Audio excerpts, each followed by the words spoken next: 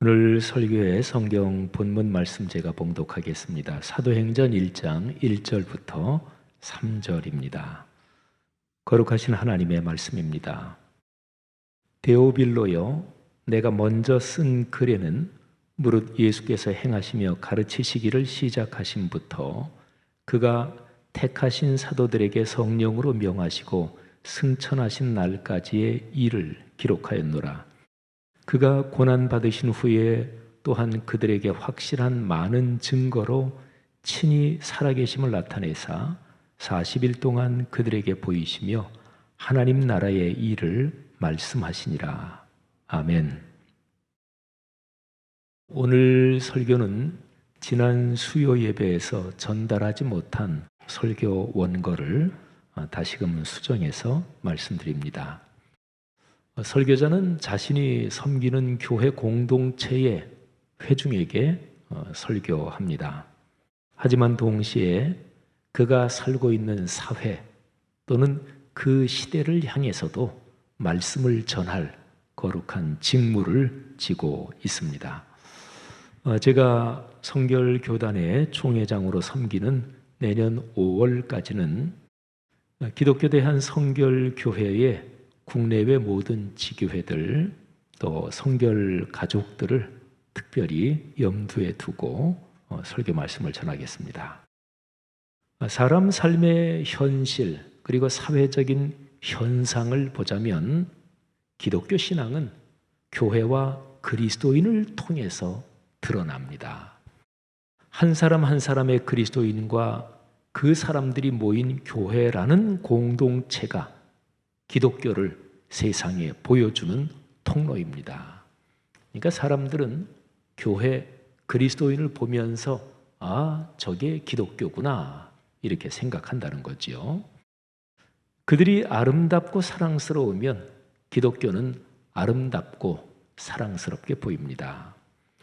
그들이 반면에 욕심사납고 거칠고 독선적이면 기독교는 또 그렇게 보이고 그렇게 인식됩니다.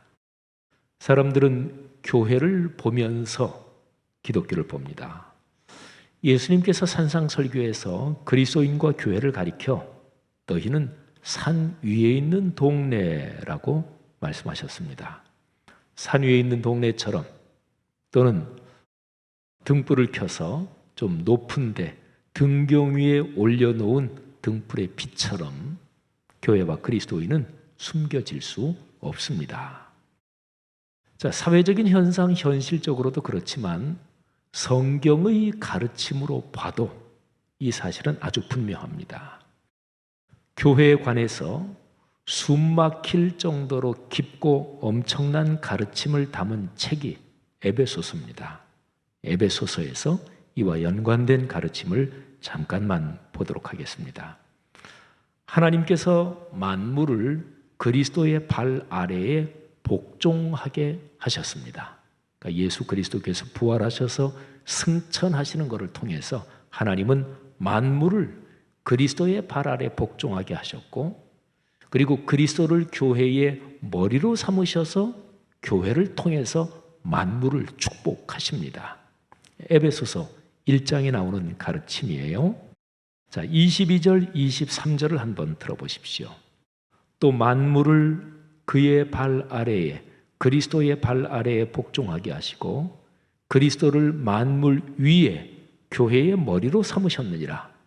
교회는 그의 몸이니 만물 안에서 만물을 충만하게 하시는 이의 충만함이니라. 아멘. 제가 2절 말씀을 읽어드렸는데 사실은 이 2절을 깊이 묵상하면 가슴이 벅찰 정도의 엄청난 내용을 담고 있습니다. 교회는 예수 그리스도의 몸이고 만물 안에서 만물을 충만하게 하시는 이 바로 예수 그리스도 또는 하나님의 충만이 교회다 하는 얘기죠. 에베소서에는 교회를 이런저런 다른 것에 비유하면서 또 설명합니다. 자, 교회를 건물로 비유하자면 예수 그리스도께서 건물의 모퉁이 돌이시고요. 거기에 건물의 다른 모든 부분이 연관되어 있습니다. 에베소서 2장 20절부터 22절에 기록된 내용입니다. 들어보시죠. 너희는 사도들과 선지자들의 터 위에 세우심을 입은 자라. 그리스도 예수께서 친히 모퉁이 돌이 되셨느니라. 그의 안에서 건물마다 서로 연결하여 주 안에서 성전이 되어가고 너희도 성령 안에서 하나님이 거하실 처소가 되기 위하여 그리스도 예수 안에서 함께 지어져 가느니라. 아멘. 자, 교회를 건물로 비유했는데 교회를 사람 몸에 비유하자면 그리스도 예수께서 머리이시고 거기에 몸의 모든 부분이 연결되어 있고요. 그리고 사랑을 실천함으로써 교회가 세워집니다. 자, 에베소서 4장의 가르침이에요. 자, 15절, 16절 말씀을 들어보십시오. 오직 사랑 안에서 참된 것을 하여 범사에 그에게까지 자랄지라. 그는 머리니 곧 그리스도라. 그에게서 온 몸이 각 마디를 통하여 도움을 받음으로 연결되고 결합되어 각 지체의 분량대로 역사하여 그 몸을 자라게 하며 사랑 안에서 스스로 세우느니라. 아멘. 사랑하신 여러분, 에베소서의 교회에 대한 말씀을 좀 깊이 묵상하다 보면 가슴이 벅차오르는 것을 느낍니다. 이 세상 사람들 누구나 다 복을 바라잖아요. 하나님께서 섭리 가운데 교회를 통해서 세상을 축복하신다 하는 내용이 너무너무 감격스럽게 기록이 되어 있습니다. 교회가 참 중요합니다. 기독교의 중심 신앙 고백인 사도신경에 나는 거룩한 공교회를 믿습니다 하는 내용이 들어 있습니다. 교회가 한편으로는 사람들의 모임이라서 여러 가지 못난 모습 또 허물 또는 이런저런 부조리도 들어있기도 하지만 그러나 다른 한편으로는 삼위일체 하나님께서 교회에 계시기 때문에 교회는 거룩한 공동체입니다. 그러니까 거룩한 공교회를 나는 믿습니다 하고 고백하는 까닭이 바로 이것입니다. 2000년의 기독교 역사에서 이토록 중요한 교회의 초기 모습을 기록한 책이 바로 사도행전입니다. 사도행전이라는 이름을 가진 이 책이 참으로 중요한 까닭이 여러 가지지만 바로 교회의 초기 모습을 기록했다. 이 점이 아주 중요한 거지요. 그러니까 사도행전을 보면 교회가 보입니다. 사도행전에 교회의 탄생과 그리고 초기의 역사 기록이 담겨 있습니다. 기독교 2000년 역사에서 교회가 약해지고 병들고 타락할 때마다 신앙의 선배들은 예수 그리스도의 복음의 삶과 죽음을 걸고 다음과 같이 외쳤습니다. 성경으로 돌아가자. 초대교회로 돌아가자. 교회는 거룩한 구원의 섭리 그 흐름으로 보면 말세에 작동하는 하나님의 비밀 병기입니다. 하나님께서 태초 이래 그리고 존재하는 모든 것이 다 끝날 예수 그리스도의 재림까지 그 쭉 흐름에서 하나님은 구원의 거룩한 섭리에 따라서 말세에 교회를 세우시고 교회를 통해서 세상을 구원하시려는 놀라운 뜻을 가지고 있는 거지요.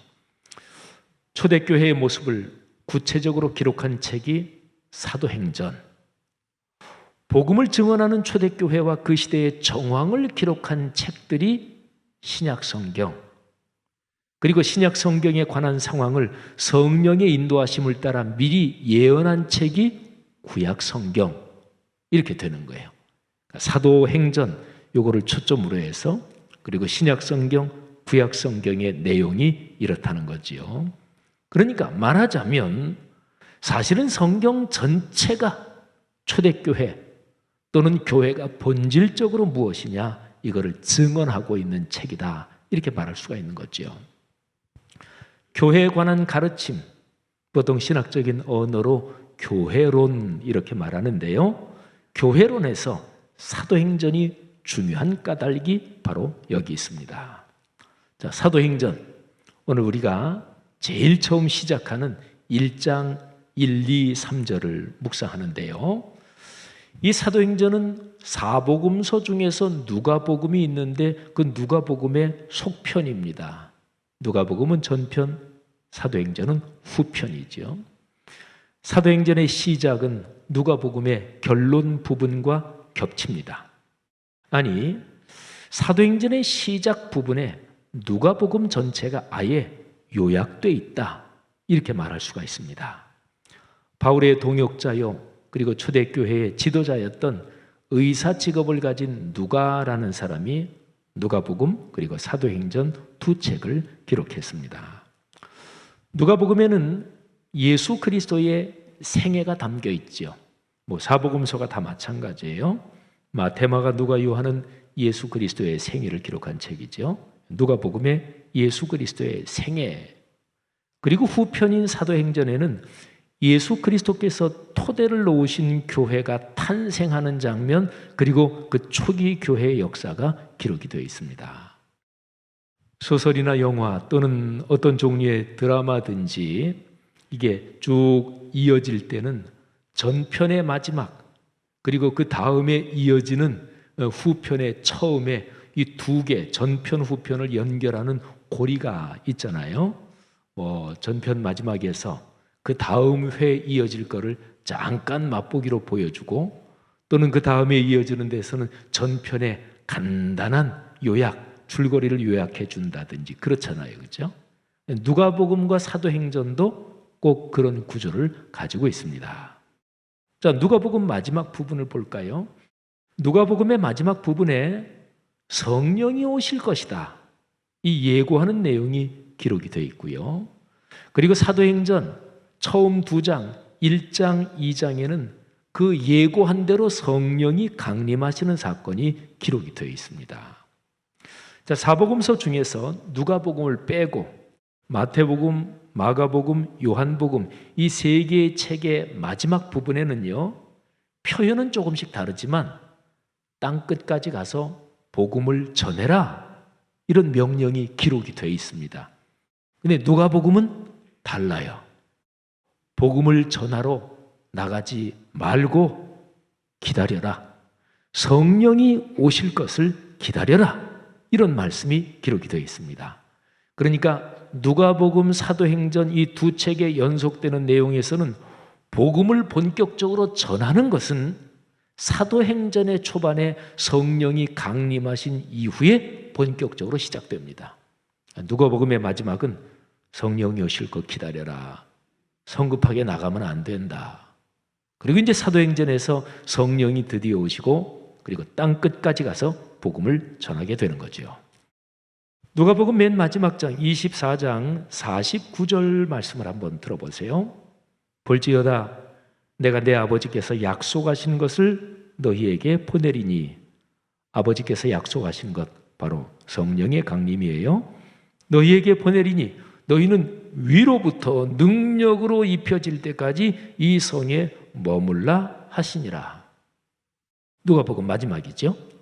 자, 그러면 사도행전으로 넘어가서 사도행전 1장을 한번 살펴보겠습니다. 누가복음 마지막, 그리고 이제 사도행전 1장으로 이어지는 거예요. 말씀드린 것처럼 사도행전은 누가복음의 속편답게 1장 1절부터 3절, 제일 첫 3절에서 전편의 내용을 요약하고 있습니다. 근데 이 3절이 아주 의미심장합니다. 자, 3절 중에서 먼저 1절, 2절을 보겠습니다. 데오빌로요, 내가 먼저 쓴 글에는, 먼저 쓴 글 누가복음이죠. 누가복음에는 무릇 예수께서 행하시며 가르치시기를 시작하신부터 그가 택하신 사도들에게 성령으로 명하시고 승천하신 날까지의 일을 기록하였노라. 아멘. 자, 제가 읽어드린 구절에 이 사도행전이라는 이 글에 수신자가 나옵니다.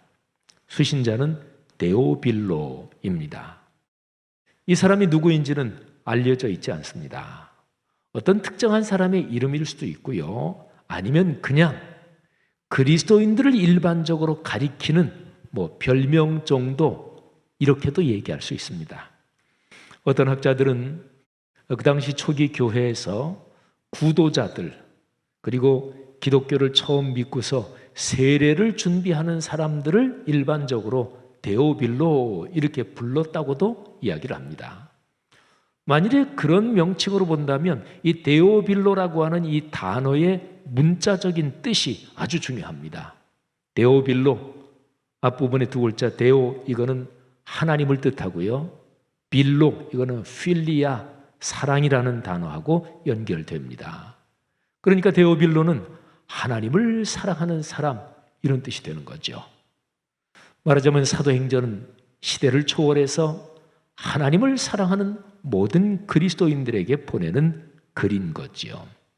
오늘 이 설교를 듣는 여러분과 저, 우리에게 보내는 글이기도 합니다. 자, 1, 2절에서 아까 제가 읽어드렸는데 먼저 쓴 글 말씀드린 대로 누가복음이에요. 그런데 그 누가복음 먼저 쓴 글의 내용이 뭐냐? 기본적으로 예수님께서 행하시고 가르치신 것에 관한 기록입니다. 자, 거기에 행하시고 가르치시고 이 표현이 나오죠. 17세기부터 18세기 초반까지 활동했던 필립 야콥 스페너 목사님이라는 분이 계십니다. 독일의 분이신데 경건주의 창시자라고 불리는 분입니다.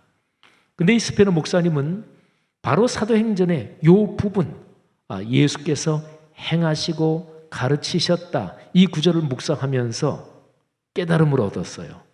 아하, 예수님은 말로 다른 사람들에게 가르치시기 전에 먼저 자신이 행하셨구나. 남에게 뭐라고 하기 전에 먼저 자신이 그렇게 사셨구나. 이거를 깨달았습니다. 하나님 아버지의 뜻에 따라 먼저 자신이 하늘아버지 뜻에 순종해서 먼저 행동하셨고 그리고 다른 이들에게 가르치셨다. 이런 깨달음이죠. 여러분, 이 깨달음은 오늘날의 그리스도인들에게 참 중요하고 특히 목회자를 비롯한 지도자들이 깊이 새겨야 할 그런 내용입니다. 자, 생각해 보세요. 우리 기독교 신앙에서 제일 중요한 거는 예수 그리스도의 십자가의 복음 자체, 복음의 내용이 제일 중요하고 이게 근원이죠. 그리고 이 복음을 전하는 사람들, 여러분과 저 복음의 증인, 그리스도인들은 이 중요한 내용을 전달하는 역할을 합니다. 그런데 복음을 전달하는 사람들이 복음의 내용을 제멋대로 수정하거나 바꾸면 그러면 절대로 안 되지요. 복음을 변질시키는 것이잖아요. 그런데요, 현실적인 상황에서 복음을 전할 때는 복음을 전하는 사람들의 삶이, 증인의 삶의 모습이 이게 참 중요합니다. 그러니까 기독교 신앙을 아직 갖지 않은 사람들이 기독교가 뭐지? 할 때는 복음의 내용 자체를 집중하기보다 복음을 전하는 그리스도인들의 삶, 그 사람의 모습이 먼저 눈에 들어오는 거죠. 그러니까 복음을 전하는 사람, 메신저이지요. 메신저가 자기가 전하는 그 복음의 내용대로 살지 않으면 그러면 복음의 내용이 전달되기 힘듭니다.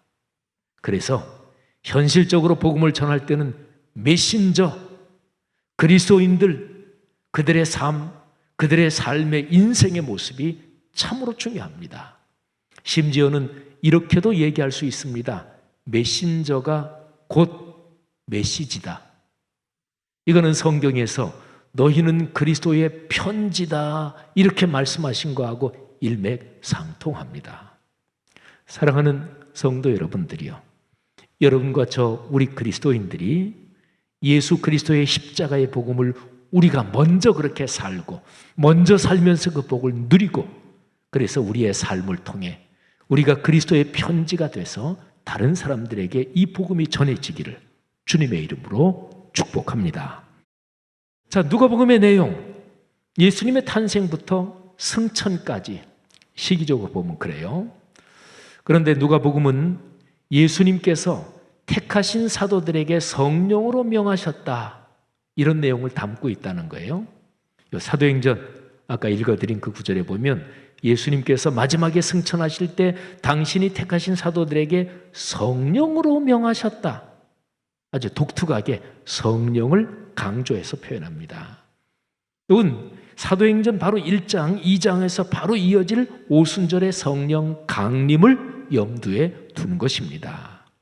그러니까 사도행전이 28장까지로 되어 있는데 28장 전체 내용은 1장, 2장에 있는 2장의 성령 강림 사건, 여기가 토대입니다. 성령께서 강림하시고 사람들 속에 아예 이사와서 살기 시작하셨습니다. 바로 이게 토대가 돼서 초기 교회의 역사가 전개가 되는 거죠. 자, 그러면 우리가 질문해야 될 게 있습니다. 성령의 강림, 그리고 성령이 아예 우리 속에 이사와 사시면서 지속적으로 우리와 동행하신다. 이것이 초대교회 역사 전체의 토대요 근거라면 우리가 물어야 될 질문은 이거예요. 성령의 강림과 지속적인 동행으로서 무슨 일이 시작되나요? 그렇게 성령께서 오셔서 뭐가 이루어진다는 것인가요? 이 질문이 중요한 거죠. 자, 누가복음의 마지막 장에 이미 그 답이 나와 있습니다. 누가복음이 24장까지죠.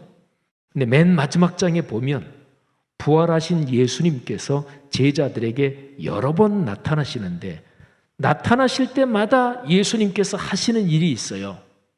기록된 말씀을 깨닫게 하십니다. 예수님께서 3년 동안 제자들에게 가르치신 말씀, 그건 다 구약 성경에 근거한 것들이거든요. 어쨌든 예수님은 부활하셔서 제자들에게 나타나실 때마다 기록된 말씀을 다시금 상기시키시고 그리고 다시금 그 말씀을 깨닫게 하십니다. 그러니까 누가복음은 말씀을 깨닫게 하시는 것까지를 기록하고 있습니다. 자, 근데 말씀을 깨달음으로 끝나는 게 아니잖아요. 말씀을 깨달았으면 그 깨달은 말씀을 내 삶에서 실천하고 그렇게 살아야 되잖아요. 근데 누가복음 사도행전의 흐름에서 누가복음은 말씀을 깨닫게 하는 것까지만 기록해요. 그러면 깨달은 말씀을 삶의 행동으로 옮기는 것은 사도행전에서 본격적으로 시작됩니다. 무엇을 통해서? 성령의 강림으로 권능을, 하늘의 능력을 받아서 말씀을 실천할 힘을 얻게 되는 거죠.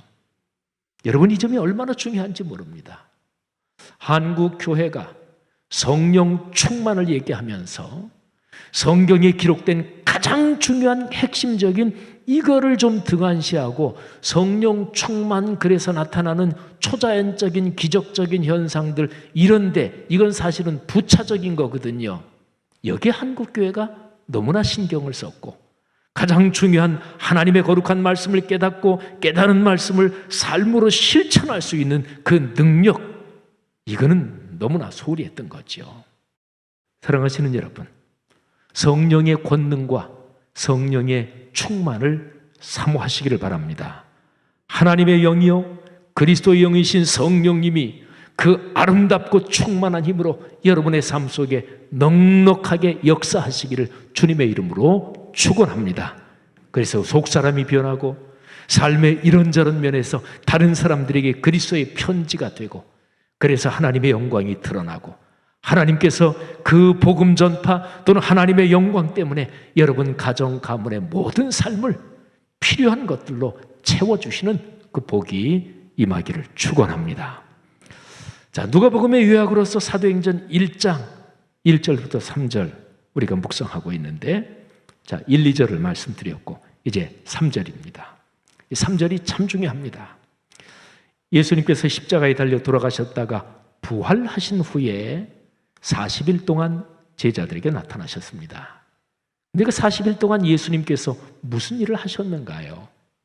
부활하셨으면 바로 승천하셔도 될 것 같은데 못다한 일이 있으셨을까요? 부활하시고서 승천하시기 전까지 40일 동안 예수님은 어떤 일에 집중하셨을까요? 그게 3절에 명시적으로 기록되어 있습니다. 자, 보시죠. 그가 고난받으신 후에 또한 그들에게 확실한 많은 증거로 친히 살아계심을 나타내사 40일 동안 그들에게 보이시며 하나님 나라의 일을 말씀하시니라. 아멘. 뭘 하셨다고요?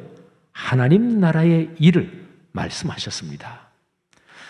하나님 나라의 일, 이게 사도행전 1장 3절에 기록이 되어 있는데 사도행전 28장 맨 마지막 장이지요.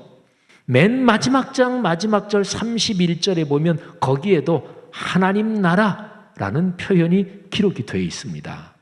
자, 28장 30절, 31절 맨 끝에 두 절을 제가 읽습니다. 사도 바울이 로마로 말하자면 피의자 신분으로 끌려가서 로마에 만 2년을 있었는데 기독교 전승은 사도 바울과 사도 베드로가 로마에서 순교를 당했다고 전해져 오는데, 근데 어쨌든 로마에 만 2년을 있으면서 사도 바울이 무슨 일을 했나 한번 들어보십시오. 28장 30절 31절입니다. 바울이 온 이태를 만 2년을 자기 셋집에 머물면서 자기에게 오는 사람을 다 영접하고 하나님의 나라를 전파하며 주 예수 그리스도에 관한 모든 것을 담대하게 거침없이 가르치더라. 아멘. 사도 바울은 그의 생애 마지막 2년 동안, 그전에도 그랬지만 담대하게 거침없이 주 예수 그리스도에 관한 것을 가르쳤고 하나님의 나라를 전파했습니다. 근데 여기 표현은 두 가지인데 하나님의 나라를 전파한다, 주 예수 그리스도에 관한 것을 가르친다, 이거는 사실은 똑같은 내용이에요. 자, 보세요. 그러면 사도행전이라는 28개 장으로 구성된 이 글은요, 하나님 나라 이 표현이 제일 앞부분에도 나오고 제일 끝부분에도 나오면서 이 책의 처음과 시작이 꽉 완벽하게 맞물리는 구조를 갖고 있는 거지요. 자, 그러면 질문을 또 하나 던집시다. 하나님 나라가 뭔가요? 우리가 신앙생활하면서 하나님의 나라 많이 듣잖아요. 마태복음의 표현으로는 천국이고요. 그리고 누가복음 그리고 마가복음의 표현으로는 하나님의 나라 또는 하늘나라 이런 표현도 나옵니다. 하나님의 나라가 구체적으로 뭔가요? 우리나라 정부가 이제 몇 번의 대통령 거치면서 대통령의 이름을 따라서 정부 이름을 붙이는 게 요즘은 계속 그렇게 이어져 왔어요. 박근혜 대통령 시절에는 박근혜 정부 이렇게 붙였는데, 그거는 박근혜라는 분이 대통령으로서 국가 수반으로서 이 나라를 이끌어가는 그 정부를 박근혜 정부 이렇게 붙인 거지요. 현재는 문재인 정부예요. 그러면 문재인이라는 분이 대통령으로서 대한민국을 이끌어가는 이 시기를 문재인 정부 이렇게 부르는 거지요. 자, 그러면 보세요. 하나님의 나라 어떤 것일까요? 하나님께서 당신의 뜻을 따라 이끌어 가시고 통치하시는, 그게 바로 하나님의 나라입니다. 자, 하나님께서 통치하시는 실제적인 시공간이든 아니면 정신적으로 영적으로 어떤 영역이든지 간에 하나님의 뜻이 작동하고 하나님의 뜻이 통치할 수 있는 그런 상황이 하나님의 나라예요. 어떤 사람이 인생길을 걸어가면서 그 사람의 정신적인 가치관 또는 그 사람의 모든 생각이 이게 하나님의 뜻이 무엇일까? 하나님이 내게 원하시는 것이 무엇일까? 그렇게 인생길을 걸어가면 그 사람의 삶에서 하나님의 나라가 현재 진행형으로 작동하고 있게 되는 거지요. 자, 하나님의 뜻, 그거는 바로 하나님의 말씀인 66권 성경을 가리킵니다. 그러니까 하나님의 나라를 좀 더 구체적으로 표현한다면 66권 성경 그 하나님의 말씀이 우리 삶으로 강물처럼 흐르는 곳에서 현재 진행형으로 살아 움직이는 것이 하나님의 나라입니다. 여러분, 지난 한 주간 동안 어떻게 사셨습니까? 사람마다 좀 다르겠죠.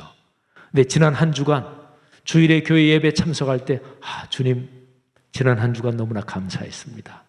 제가 늘 그런 건 아니지만 지난 한 주간은 진짜로 하나님 말씀에 순종하면서 제 삶의 승리의 열매들이 많았습니다. 그러면 그 사람이 걸어온 지난 한 주간은 하나님의 나라 그 안에서 걸어온 것입니다. 그러니까 하나님의 말씀이 우리 삶에서 작동하는 그 영역이 하나님의 나라죠. 하나님의 말씀이 우리 삶으로, 이 표현은 기독교 대한 성결교회 제115년 차 총회의 교단표입니다. 우리 교단에서는 총회장이 되는 사람, 그 사람이 그 1년의 교단표를 정합니다. 말하자면 하나님의 말씀이 우리 삶으로 이 교단표어는 제가 기도하면서 우리 성결교회가 1년 동안 하나님의 거룩한 말씀이 우리의 삶의 현장에서 살아 움직이는 말씀 사문동이 작동하는 그런 은혜가 있었으면 좋겠다. 그래서 제가 그렇게 정한 거지요.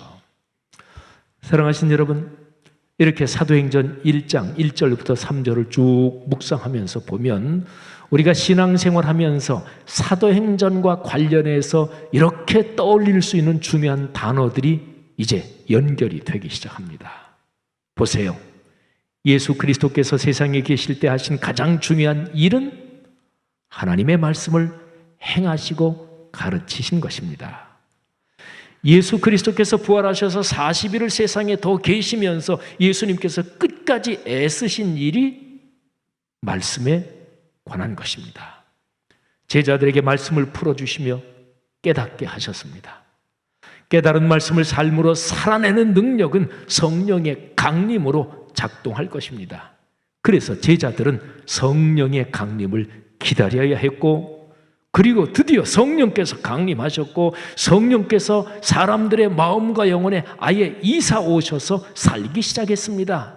그래서 하나님의 나라가 강하게 작동하기 시작했고, 그 하나님의 나라의 역사가 흐르는 것이 바로 2000년을 이어져 내려왔고 오늘날 여러분과 제가 그 은혜 안에 서 있는 것입니다. 사랑하는 그리스도인 여러분들이여, 여러분과 저 우리는 2000년 전부터 흘러온 이 거룩한 흐름 한가운데서 살고 있습니다. 그 하나님의 나라가 여러분의 삶에 충만하게 작동하기를 주님의 이름으로 축복합니다. 성령의 비추심으로 말씀을 깨닫고 성령의 능력으로 깨달은 말씀대로 살면서 하나님의 나라를 영육간에 넉넉하게 여러분이 먼저 누리고 여러분의 가정 가문이 영육간의 축복을 받고, 그리고 그 복을 그리스도의 편지로서 다른 사람들에게 전하기를, 그런 복이 넉넉하기를 주님의 이름으로 축복합니다. 꼭 기억하십시오. 여러분은 하나님의 자녀입니다. 하나님 나라의 시민입니다. 베드로전서 2장 9절에 위대한 말씀이 바로 여러분에게 해당되는 말씀인 것을 꼭 기억하시기를 바랍니다. 베드로전서 2장 9절입니다. 그러나 너희는 택하신 족속이요 왕 같은 제사장들이요 거룩한 나라요 그의 소유가 된 백성이니 이는 너희를 어두운 데서 불러내어 그의 기이한 빛에 들어가게 하신 이의 아름다운 덕을 선포하게 하려 하심이라. 아멘. 이 말씀이 여러분의 삶에 인생 여정 내내 가정 가문 대대로 영육간에 복이 될 것을 믿으시기를 바랍니다.